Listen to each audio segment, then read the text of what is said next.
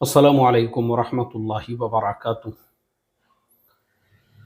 बिस्मिल्लाहिर्रहमानिर्रहीम नहमदुहु व नुसल्ली अला रसूलिहिल करीम व अला आलिहि व अस्हाबिहि अजमाइन अम्मा बाद। मोहतरम भाइयों, बुजुर्गों, दोस्तों, शुरू में एक डिस्क्लेमर है आप तमाम लोगों के लिए। ये वीडियो सिर्फ एजुकेशनल पर्पस के लिए बनाया जा रहा है।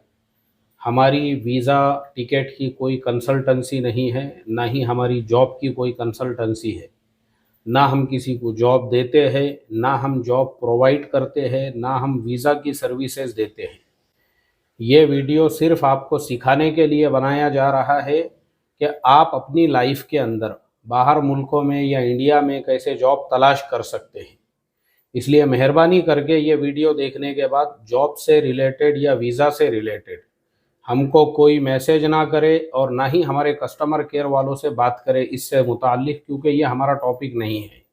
हम सिर्फ बयान करते हैं, हम सिर्फ अपने चैनल के ऊपर वीडियो अपलोड करके आपकी रहबरी रहनुमाई करते हैं। इसके अलावा प्रैक्टिकली हम ना किसी को वीज़ा देते हैं, ना टिकट देते हैं, ना जॉब से लगाते हैं। ये चीज़ एकदम जहन में रख लो आप लोग। हो प्रॉब्लम ये हो रहा है कि हम आप लोगों की रहबरी रहनुमाई कर रहे हैं और लोग हमारे ही कस्टमर केयर वालों को कॉल करके परेशान कर रहे हैं जॉब के लिए। तो इसके लिए हम आपको जो अभी रहबरी रहनुमाई करेंगे, आप उसके ऊपर अमल करो। और हम जो आपको गाइडेंस दे रहे हैं, हमारे अलावा भी बड़े बड़े एक्सपर्ट्स यूट्यूब के ऊपर बैठे हुए हैं जो जॉब वगैरह प्रोवाइड करने का काम करते हैं या काम के अलावा वो रहबरी रहनुमाई करते हैं। तो उनके भी वीडियोस देखो। और ऑनलाइन आजकल बहुत सारे तरीक़े हैं जॉब तलाश करने के।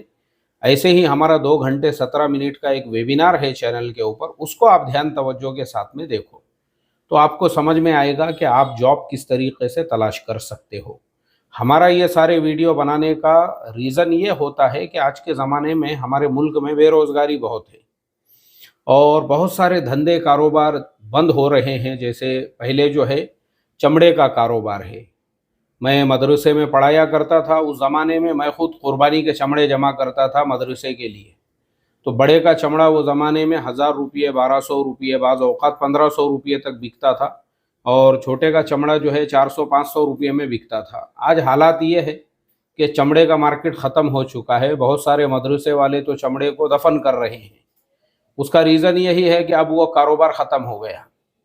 अब पता नहीं गवर्नमेंट उससे रिलेटेड जो है आगे चल के क्या नए सर्कुलर जारी करती है, तब जाके पता चलेगा कि भाई उस कारोबार के अंदर आगे फ्यूचर है नहीं है या क्या कर सकते हैं उसमें। तो ऐसे बहुत सारे कारोबार है। ऐसे ही गोश्त वालों का मसला है। अभी हमारे जो चैनल के सब्सक्राइबर है, बहुत सारे लोग मुझे कमेंट करते रहते हैं कि मुफ्ती साहब बहुत सारे स्टेट्स में गोश्त का कारोबार करना मुश्किल हो चुका है। लोगों को दूसरे ज़िलों से गोश्त कटवा के अपने यहाँ के पे लाकर जो है उसको बेचना पड़ रहा है। उसकी कीमत बढ़ गई हुई है। महंगे में बेचे तो कस्टमर लेने को तैयार नहीं है। फिर ये जो बेचारे बेचने वाले हैं ये परेशान हैं क्योंकि इनको प्रॉफिट नहीं हो रहा है। मुफ्त में इन लोगों की जो है हमाली हो रही है, लाना ले जाना बेचना। और गोश्त का आइटम जो है वो है कच्चा।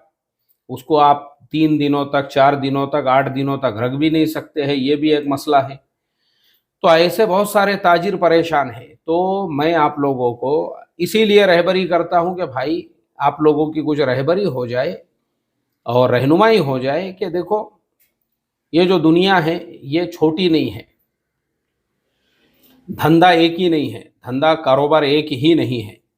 ऐसा नहीं है कि खाली गोश्त का ही धंधा है, ऐसा नहीं है कि खाली चमड़े का ही धंधा है।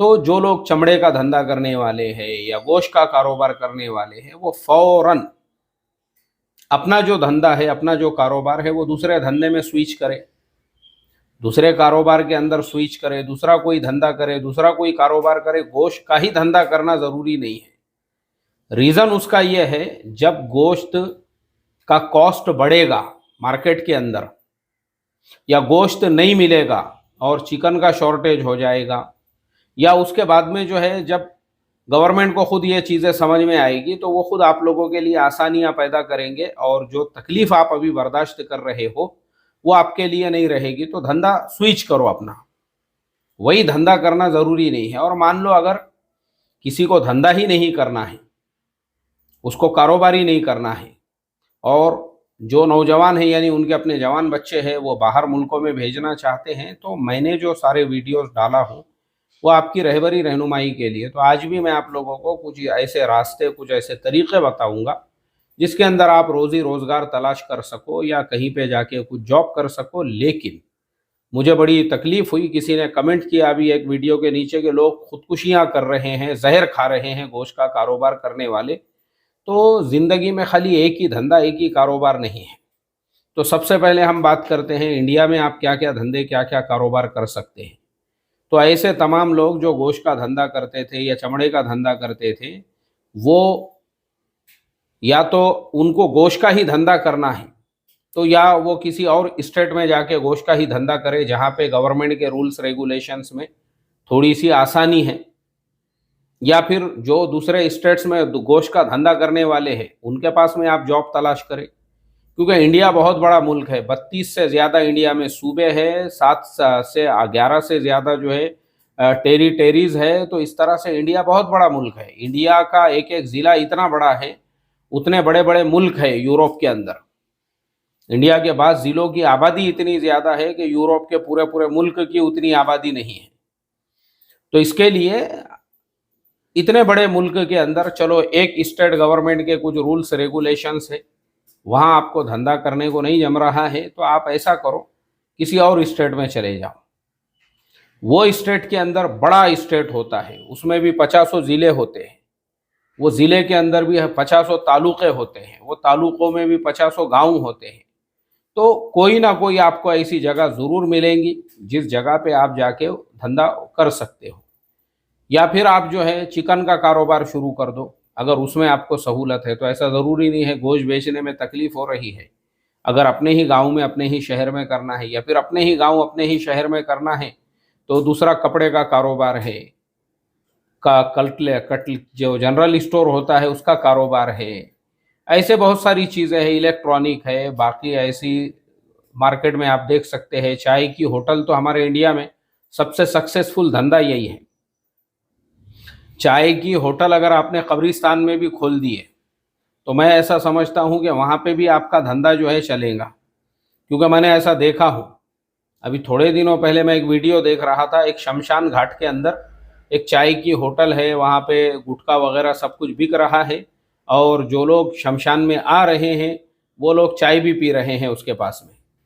तो हमारे देश में धंधा जो है ना, अभी चाय वगैरह का जो कारोबार है, चाय का कारोबार तो ऐसा है, मैं समझता हूँ कहीं पे भी शुरू करो आप। अगर आपके चाय की क्वालिटी अच्छी रहेगी तो लोग दूर दूर से आपके पास में चाय पीने के लिए आएंगे। तो चाय है, चाय के साथ में आप जो है फिर दूसरी चीज़ें रख सकते हैं उसके अंदर, जैसे चाय के साथ में बिस्किट है, चाय के साथ में जो है पाव है, चाय के साथ में जो है वो क्या कहते हैं, चूड़ा है। चूड़ा हमारे महाराष्ट्र में बोलते हैं, अब मुझे पता नहीं है, गुजरात में शायद उसको खारा बोलते हैं, और ऐसे ही अलग अलग स्टेट्स के अंदर जो है वो चूड़ा होता है, वो आप रख सकते हैं वहाँ। वेफर्स है, ऐसी बहुत सी चीज़ें, नाश्ते की हल्की फुल्की चीज़ें भी आप वहाँ बना सकते हैं, जैसे पोहा है, जैसे जिलेबी है, जैसे भजिए वगैरह है। हमारे पूरे मुल्क में ये सारी चीज़ें सेम टू सेम एक ही टाइप में बिकती है। पोहा हर जगह खाया जाता है, भजिए पूरे मुल्क में खाते हैं लोग, और जिलेबी पूरे मुल्क में खाई जाती है। नाम अलग अलग है, भजिए को शायद कुछ जगहों पे पकोड़े कहते हैं। तो ये सारा कारोबार आप शुरू करते हैं ना, तो आपको खुदकुशी की ज़रूरत नहीं है। गोश्त का धंधा नहीं चल रहा तो ज़िंदगी ख़त्म नहीं हो गई, दूसरा धंधा शुरू करो, दूसरा कारोबार शुरू करो।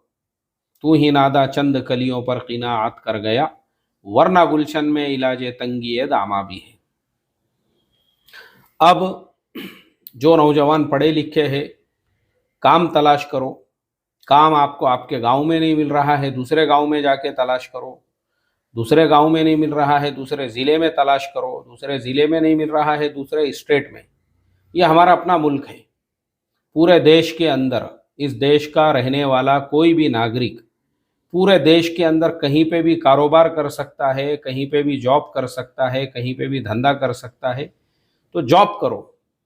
अब मिसाल के तौर पे कोई आदमी का इंडिया में धंधा ही नहीं चल रहा है या उसको जॉब ही नहीं मिल रही है, तो मैंने इससे पहले मलेशिया के ऊपर डिटेल में एक वीडियो डाला था चैनल के ऊपर कि आप किसी एजेंट को पैसे देने की बजाय, क्योंकि मैं एजेंटों का बहुत मुखालिफ हूँ इस वजह से कि मैंने अक्सर, मेरा तजुर्बा ये रहा है, मैंने ऐसे बहुत सारे वीडियो देखा हूँ सऊदी वगैरह में जो एजेंट लेकर जाते हैं, फिर वो वहाँ पे आपको बोलते हैं इलेक्ट्रीशियन का काम करना पड़ेगा और वहाँ ले जाके आपको जंगल में ऊँट चराने लगाते हैं और आपको बोलते हैं कि वहाँ आपको एसी का काम करना पड़ेगा और फिर वहाँ ले जाके बकरियाँ चराने लगाते हैं। तो ये झंझटों में आपको पड़ना नहीं है। उस और दूसरी चीज़ ये भी होती है कि बहुत सारे लोगों को तनख्वाह बहुत कम, अभी किसी ने मुझे कुवैत वाले ने कमेंट किया था, बोले मुफ्ती साहब यहाँ पे तनख्वाह बहुत कम मिलती है, कि आपने बोले अपने वीडियो के अंदर कि आप लाख से 2 लाख रुपये कमा सकते हैं लेकिन हमको उतनी तनख्वाह नहीं मिलती है। उसका रीज़न है, उसका रीज़न ये होता है ना कि देखो हम लोग जो है ना एजेंटों के चक्कर में जाते हैं। तो वो एजेंट क्या करते हैं, उनकी कंसल्टेंसी होती है और उनका टाई अप होता है वहाँ के कंपनी से, और वहाँ की कंपनी के पास में जो वहाँ के क्लाइंट हैं वो आते हैं, वो बोलते हैं भाई हमको ये इतने बंदे चाहिए। अब वो उस कंसल्टेंसी को आपकी सैलरी देते हैं, कंसल्टेंसी इंडिया वाले कंसल्टेंसी को सैलरी देती है। अब ये दरमियान में जितने वास्ते हैं वो सब लोग अपना अपना हिस्सा रखते हैं और फिर आपके अकाउंट में जो है वो सब कट कुटा के सैलरी आती है। तो मैंने क्या कहा उस वीडियो के अंदर कि भाई जो नौजवान अपने बलबूते पे जाना चाहते हैं ना, तो 1 लाख रुपये एजेंट को देने की बजाय बेहतर यह है कि आप वहाँ का वीज़ा लो। अब जैसे मैं आपको सऊदी की मिसाल देता हूँ, सऊदी में टूरिस्ट वीज़ा मिलता है 3 महीनों का।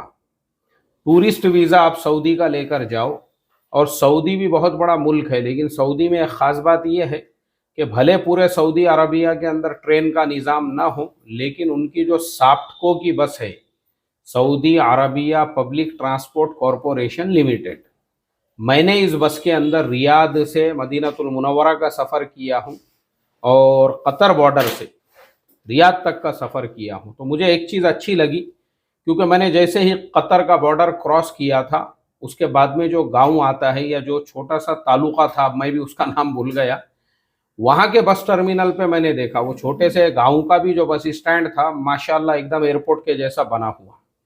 उसमें दुकानें हैं और सारी चीज़ें मिल रही थी, और उसके अलावा बसों की पूरी टाइमिंग थी वहाँ लिखी हुई, और मस्जिद भी बनी हुई है कि अगर आपकी बस लेट है तो आप मस्जिद में आराम कर सकते हैं। तो सऊदी में एक ख़ास बात ये लगी मुझे अच्छी।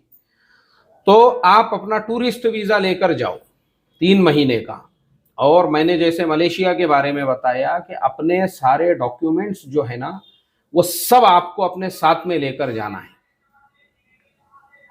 डॉक्यूमेंट्स ओरिजिनल नहीं ले जाना है, ओरिजिनल पूरे आप इंडिया में रखो, उसकी कॉपीज लेकर जाओ, और कॉपीज के अलावा जो रिज्यूमे है आपका वो प्रॉपर बनाओ। देखो रिज्यूमे बनाना भी एक मतलब वो भी एक हुनर है। जिसको रिज्यूमे बनाना आया, भले उसके अंदर एक कौड़ी की सलाहियत ना हो, खाली वो रिज्यूमे के अंदर बोल बच्चन ऐसे कड़क होना चाहिए कि सामने वाले ने पढ़ते ही तुमको जॉब ऑफर कर देना। तो रिज्यूमे बनाना भी एक फन है, तो वो रिज्यूमे आपको प्रॉपर बनाना आना चाहिए। अब उसकी 150 कॉपी, मैंने उस दिन भी कहा कि बाहर मुल्कों में जेरोक्स बहुत महंगा है। हमारे अपने मुल्क के अंदर जो है, हमारे अपने मुल्क के अंदर जो जेरोक्स आपको 1 रुपये में मिल रहा है, बाहर मुल्कों में वही जेरोक्स आपको 1 रियाल में, मतलब 22 रुपये में मिलेगा। तो बेहतर यह है कि हम अपने ही मुल्क से 150 रिज्यूमे के जेरोक्स लेकर जाए, और पासपोर्ट साइज फ़ोटो हमारे मुल्क में इतने सस्ते मिलते हैं। मुझे याद है अच्छी तरह से, मैं एक मुल्क के सफ़र पे था, एयरपोर्ट पे मुझे जो है वो पासपोर्ट साइज़ फ़ोटो मांग लिए उन्होंने, मेरे पास में नहीं था। तो वहाँ उन्होंने बोले जाओ यहाँ से लेकर आओ, बोले आप है हमारे एयरपोर्ट के ऊपर जो है छोटा सा एक कैबिन बना हुआ, वो पासपोर्ट साइज़। तो मैं गया वहाँ पे, आप हैरत करोगे, 4 फोटोज़ के लिए मैंने उनको तकरीबन इंडिया के हिसाब से 1400 रुपये कुछ पे किया था। मैं खुद परेशान हो गया, मैं बोला यार इंडिया में तो इतने के अंदर छोटा मोटा कैमरा आ जाएगा, और यहाँ पे जो है 4 फोटो, वो भी पासपोर्ट साइज़। तो ये हमेशा याद रखो, हमारे देश में ये बहुत सारी जो सस्ताई है ना वो दूसरे मुल्कों में नहीं है। तो पासपोर्ट साइज़ जो फ़ोटो आप लेकर जाओगे, आप एक अपने साथ में 150 फोटो भी ले लो। अगर आपको रिज्यूमे के साथ में लगाना है तो आप वो उसमें भी लगा सकते हो। अब सऊदी जैसे मुल्क में आप चले गए, अब पूरा मुल्क है, आप थोड़े पैसे, मैंने क्या कहा, एजेंट को जो लाख रुपये दे रहे हो वो अपने साथ में रखो, और वही पैसों में आप वहाँ पे जो है वहाँ के अपने लोकल, वहाँ पे ऑफिसेज बने हुए होते हैं, वहाँ भले आप कंसल्टेंसी डायरेक्ट, वहाँ की जो कंसल्टेंसी है उसके थ्रू भी अगर आपको जॉब मिलती है तो प्रॉब्लम नहीं है, क्योंकि बीच का जो इंडियन कंसल्टेंसी का वास्ता है वो खत्म हो जाएगा आपका। वहाँ की कंसल्टेंसी वाला आपको क्लियर क्लियर बोल देगा कि आपको कितना सैलरी मिलेंगी, और वहाँ पे भी जगह जगह पे मॉल्स के और बहुत सारी जगहों पे ऐसे लगे हुए होते हैं कि भाई हमको लोगों की ज़रूरत है बोलकर।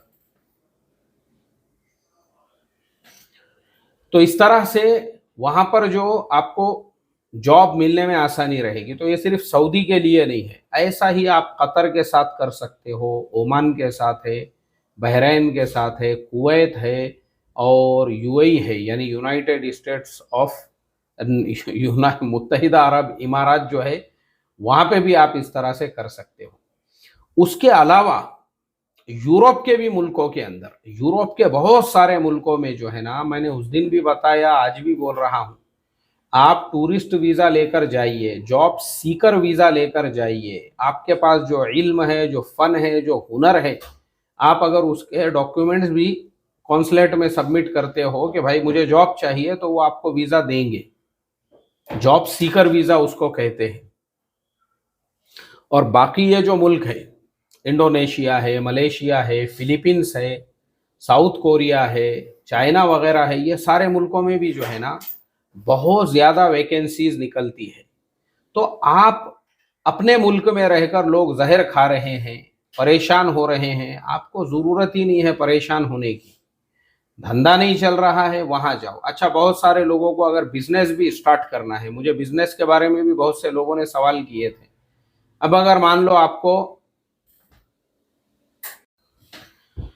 तो ये सारे मुल्कों में भी अगर आपको अपना बिजनेस स्टार्ट करना है कहीं पे भी, तो देखो उसके लिए भी तरीका यही है।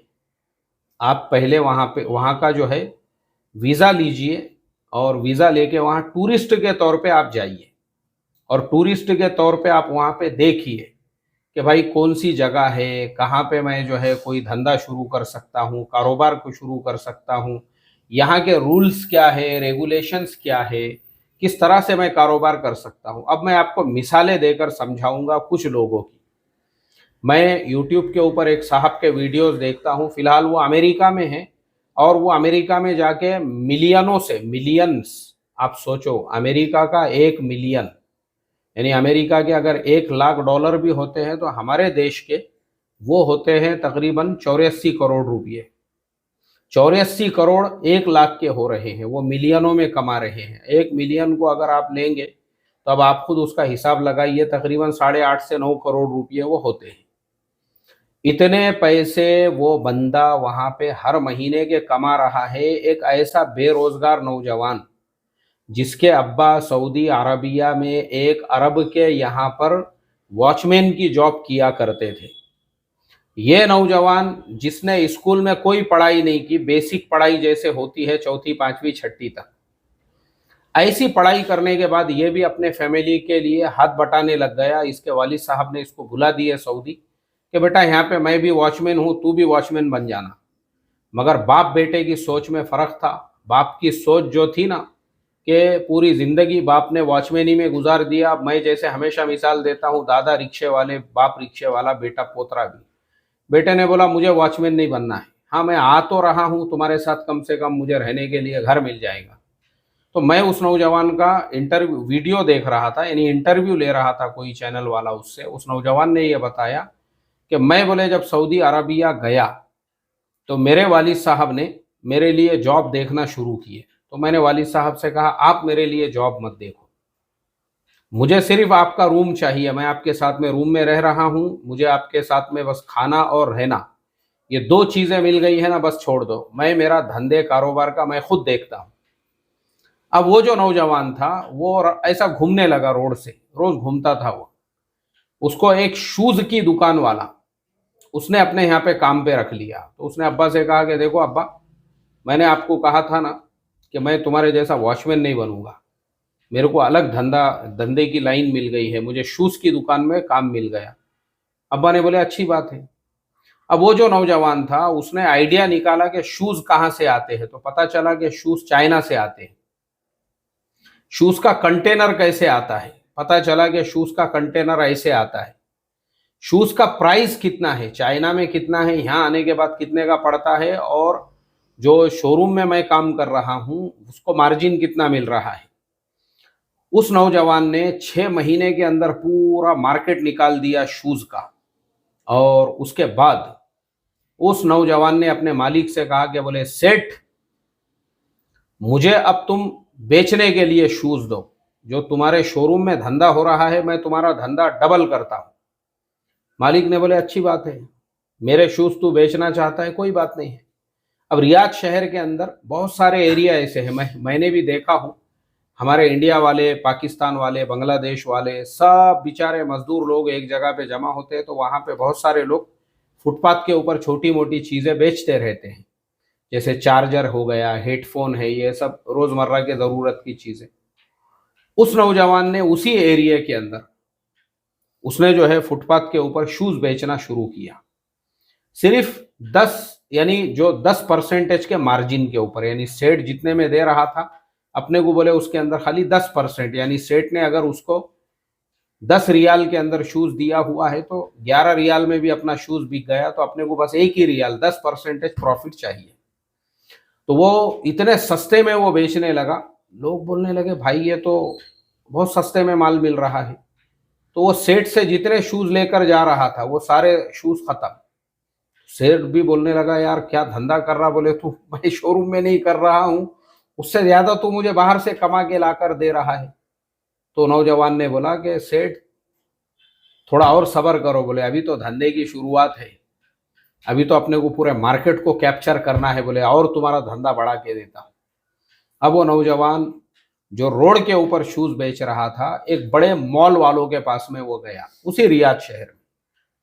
मॉल वाला जो सबसे ज्यादा उस मॉल के अंदर पब्लिक आती थी, वो उस मॉल में गया और उसने मॉल के जो मैनेजर है उनसे कहा, बोले देखो आप मुझे आपके मॉल में एक छोटी सी जगह दे दो, खाली 2 कैरेट लगाने की, वो जो होते हैं ना लगाने के, बस आपने मुझे उतनी इजाजत दे दी है ना, तो मैं यहाँ पे शूज का कारोबार करना चाहता हूं, और जो भी मेरा शूज बिकेगा उसका 10% प्रॉफिट मैं आपको दूंगा। सेठ ने बोला, मैनेजर ने कहा ठीक है मैं मालिक से एक बार पूछ लेता हूं। और उसने सब बताया उसको कि देखो मेरा जो बेचने का ट्रिक है वो ऐसा है कि हम लोगों को शूज मिलता है 10 रियाल में, और मुझे उस पर मार्जिन मिलता है 1 रियाल का, और मैं उसके ऊपर और 1 रियाल बढ़ाकर 12 रियाल में आपके यहाँ पे बेचूंगा, और आपको जो है 1 रियाल मिलेगा, मुझे 1 रियाल।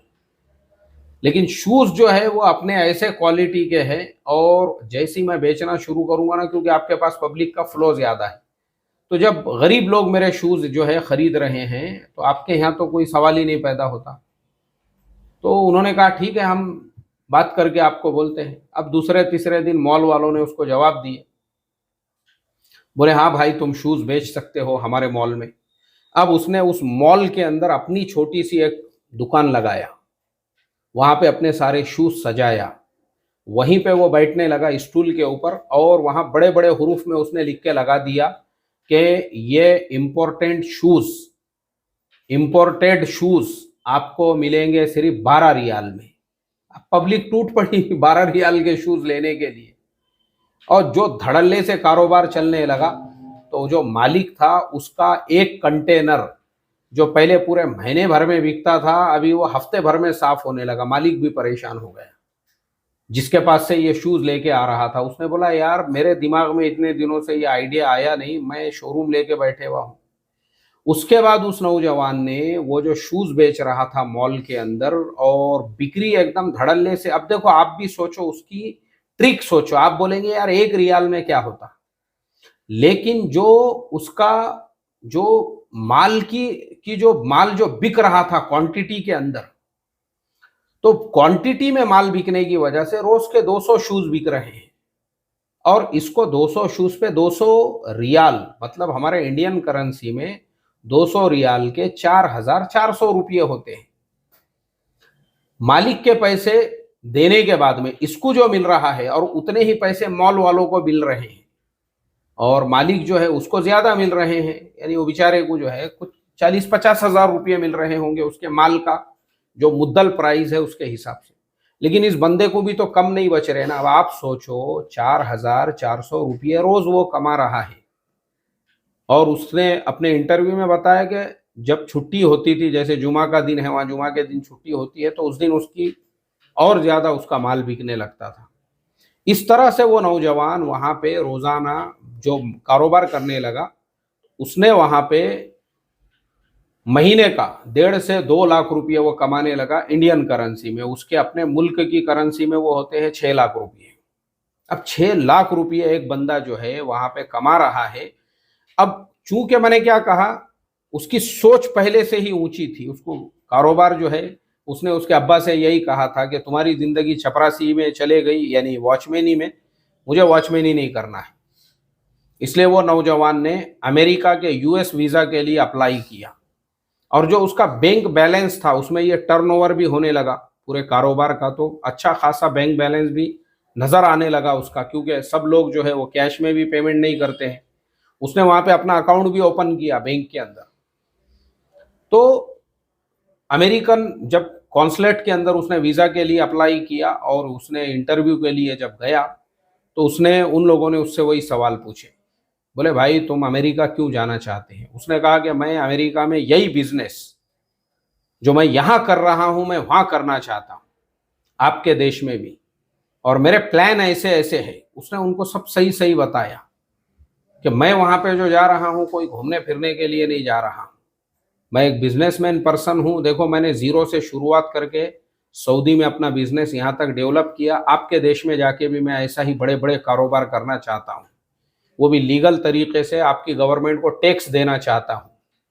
तो उसने जो है ना, मैंने क्या कहा आपको, जो रिज्यूमे होता है वो बनाने का भी एक फन होता है, हुनर होता है, वो भी एक टेक्निक होती है। वो जिसको आ गई उसको दुनिया की कोई कंपनी रिजेक्ट नहीं कर सकती है। और आपके अंदर ऐसी सलाहियतें कुंटलों से भरी हुई है, लेकिन आपके पास में बोल बच्चन नहीं है और आपको रिज्यूमे प्रॉपरली बनाना नहीं आता है, तो हर जगह जीपीएल है आपके लिए, सीधा रवानगी के आदाब। आप में कितनी भी सलाहियतें हो, कितने भी टैलेंटेड हो आप, लेकिन बोलना अगर आपको नहीं आता है और रिज्यूमे में आपको बड़े बड़े बम फोड़ना नहीं आते हैं ना, तो आप कुछ नहीं कर सकते। तो वो नौजवान ने काउंसलर जो था उसके सामने ऐसे ऐसे जो है उसको कॉन्फिडेंस में लिया कि वो उसको खाली देखता ही रहा, और उसने उसको जो है सीधा उसके पासपोर्ट के ऊपर वीजा इशू कर दिया।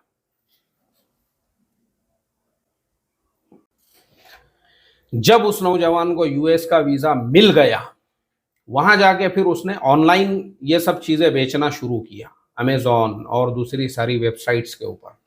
अब वो नौजवान जो रियाल में कमा रहा था वहां जाके डॉलरों में कमाने लगा, और आज उस नौजवान का अमेरिका के अंदर खुद का पैलेस है, पैलेस, करोड़ों रुपयों का, मिलियनों डॉलर का। उसके पार्किंग के अंदर जो है हर टाइप की गाड़ियां खड़ी हुई है। वो नौजवान वहां वेल सेटल हो चुका है और लाखों नौजवानों को उसने रोजगार दिया। तो मुझे उस नौजवान की ये पूरी आपको तारीख, उसकी दुनियादारी बताने के लिए नहीं, मैं तो ये सब चीजें, मैं हमेशा कहता हूं ना भाई, मैं तो भाई 15 किलो का आटे का थैला खांधे पे उठाने वाला आदमी हूं। मेरे पास में तो वो टपरा गिपरा है नहीं कोई कंपनी का कारवार के नाम से। मैं तो दुनिया की ऐसी सारी चीजों की हमेशा मुखालिफत करता हूं, लेकिन मुझे आपको मोटिवेट करने के लिए ये सब बताना पड़ रहा है। जहर खा के अपनी जिंदगी जाए और बर्बाद करने से बेहतर ये है वो नौजवान के जैसा आप देखो। आपके अंदर टैलेंट होना चाहिए। बहुत सारे नौजवान पुणे को आते हैं हमारे गांव खेड़ों से, और यहाँ आके कोई लोनावाला को घूम रहा जा रहा है, कोई महाबलेश्वर घूमने को जा रहा है, कोई सब, उनको जो है कोरेगांव पार्क के अंदर, उनको कोरेगांव पार्क के अंदर कौन सा रेस्टोरेंट है, कौन सा क्लब है, सब मालूम उनको यहाँ आके। और गांव में उनके माँ बाप पंक्चर जोड़ रहे हैं, गाड़ियां धो रहे हैं, और वो नौजवान जो है बेचारे माँ बाप को ये कहते हैं हमको यहाँ पे जॉब ही नहीं मिल रही है। यहाँ वो घूम फिर रहे हैं और माँ बाप वहाँ क्या समझ रहे हैं, हमारे बच्चों को जॉब ही नहीं मिल रही है। तो प्रॉब्लम जो है आपका है। वो नौजवान सऊदी में जाके अरबों को उसने जो है हिला के रख दिया और वहां से जो है वो यूएस चला गया। उस नौजवान में वैसा टैलेंट था, उसमें वैसी तड़प थी, उसमें वैसी लगन थी। वो अगर आपके अंदर है तो दुनिया का कोई भी मुल्क, उसके बॉर्डर आपका रास्ता नहीं रोक सकते हैं। फिर जैसे अल्लामा इकबाल ने कहा कि चीनो अरब हमारा, हिंदुस्तान हमारा, मुस्लिम है हम वतन है, सारा जहां हमारा। अगर तुम्हारे अंदर टैलेंट है, पूरी दुनिया तुम्हारे कदमों के नीचे है। और अगर तुम्हारे अंदर टैलेंट नहीं है, मैंने इस तरह से मेहनत करने का, और तुम गांव वालों को भी एड़ा बना रहे हो, अपने माँ बाप को भी जो है उनको बेवकूफ़ बना रहे हो यहाँ बैठे बैठे, कभी लोनावाला कभी महाबलेश्वर, और टाइम पास चालू है तुम्हारा, तो तुम जिंदगी भर टाइम पास कर सकते हो। वो तुम्हारे ऊपर डिपेंड करता है, तुम्हारी लाइफ। तो ऐसे ही दूसरे मुल्कों में भी तुम जा रहे हो, कभी बुर्ज खलीफा घूमने को, कभी ये गार्डन वो गार्डन, तो तुम जिंदगी में कुछ नहीं कर सकते हो। और अगर तुम्हारे अंदर तड़प है, लगन है, तुम रोजाना जो है इंटरव्यू के लिए जा रहे हो, ये कंसल्टेंसी से वो कंसल्टेंसी, तो दुनिया का कोई भी मुल्क का बॉर्डर तुम्हारे रास्ते नहीं रोक सकता है। फिर पूरी दुनिया तुम्हारे कदमों के नीचे है, सितारों से आगे जहां और भी है। फिर सितारों से आगे भी दुनिया है तुम्हारे लिए। जैसे अल्लामा इकबाल ने कहा, उकाबी रूह जब बेदार होती है जवानों में, नजर आती है उनको अपनी मंजिल आसमानों में। नहीं तेरा नशेमन कसरे सुल्तानी के गुंबद पर, तू शाही है बसेरा कर पहाड़ों की चट्टानों में। वो तुम्हारे ऊपर डिपेंड करता है। ठीक है, चलो, अस्सलामु अलैकुम वरहमतुल्लाहि वबरकातुहू।